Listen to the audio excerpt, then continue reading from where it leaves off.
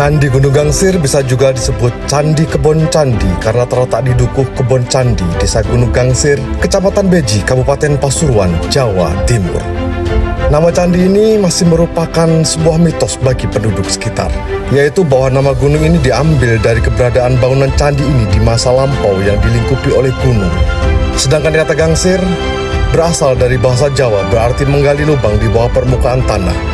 Menurut keterangan penduduk, nama ini muncul ketika pada suatu saat ada seorang yang berusaha menggangsir gunung ini untuk mencuri benda-benda berharga di dalam bangunan candi ini. Maka dikenallah bangunan candi ini dengan nama Candi Gunung Gangsir.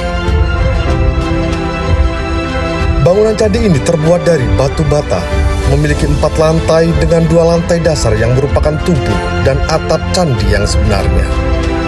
Dan lantai dasar merupakan segi 4 dengan sebuah tonjolan pada sisi timur, berlawanan arah dengan letak tangga, dengan tubuh dan atap candi yang segi 4, tetapi pada bagian ini keempat sisi dinding tubuh candi memiliki sebuah bidang tonjolan yang ramping.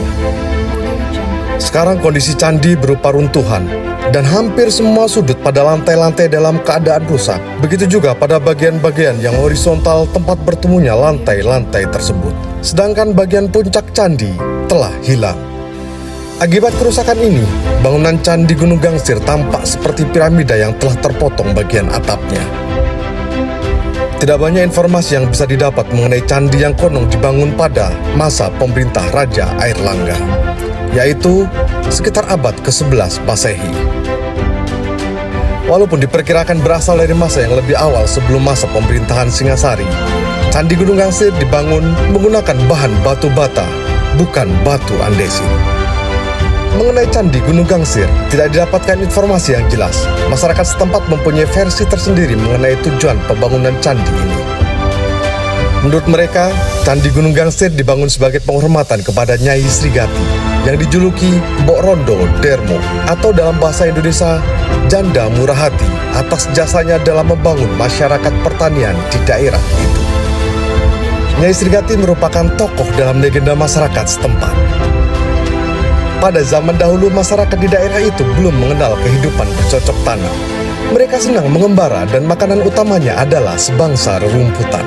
Suatu saat, rerumputan yang menjadi makanan pokok mereka mulai menipis persediaannya. Pada saat itu, datanglah seorang wanita entah dari mana asalnya, bernama Nyai Srigati. Wanita itu mengajak para pengembara untuk berdoa, meminta petunjuk kepada Sang Hyang Widi tentang bagaimana cara menghadapi kekurangan pangan yang mereka alami. Tak lama kemudian, datang serombongan burung sebangsa burung gelatik dengan membawa padi-padian, lalu menjatuhkan di dekat para pengembara. Padi yang jatuh itu kemudian ditanam oleh Nyai Srigati. Beberapa bulan kemudian, tanaman Nyai Srigati sudah dapat dipanen. Nyai Srigati kemudian menumbuk hasil panennya untuk dijadikan beras, yang kemudian diolahnya menjadi nasi. Nyai Srigati kemudian mengajarkan cara bercocok tanam kepada pengembara. Sejak saat itu, masyarakat pengembara tersebut menetap dan hidup dari bercocok tanam. Mereka menjadikan padi sebagai makanan pokoknya. Sebagian dari padi yang dijatuhkan burung tadi berubah menjadi permata yang membuat Nyai Srigati menjadi kaya raya. Candi Gunung Gangsir belum pernah mengalami pemugaran secara menyeluruh. Walaupun secara keseluruhan bangunan Candi Gunung Gangsir masih berdiri megah, namun banyak bagian yang telah hancur.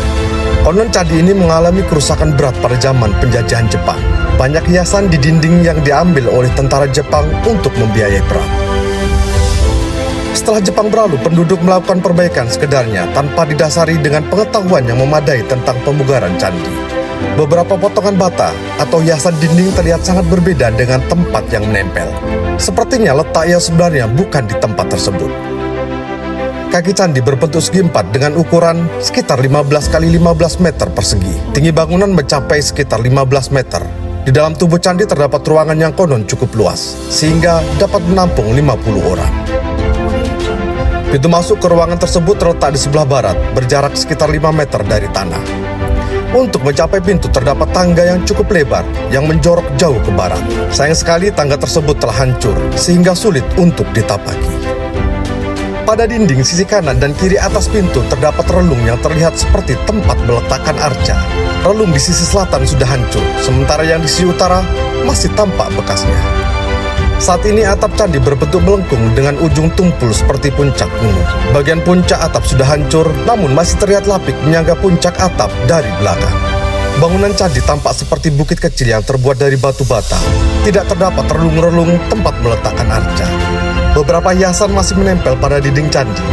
Di kiri dan kanan puncak tangga terdapat hiasan berupa pahatan gambar wadah, berhiaskan sulur-suluran dan gambar seorang wanita. Hiasan yang terbuat dari batu bata tersebut sangat halus, nyaris terlihat sebagai hasil cetakan, bukan pahatan.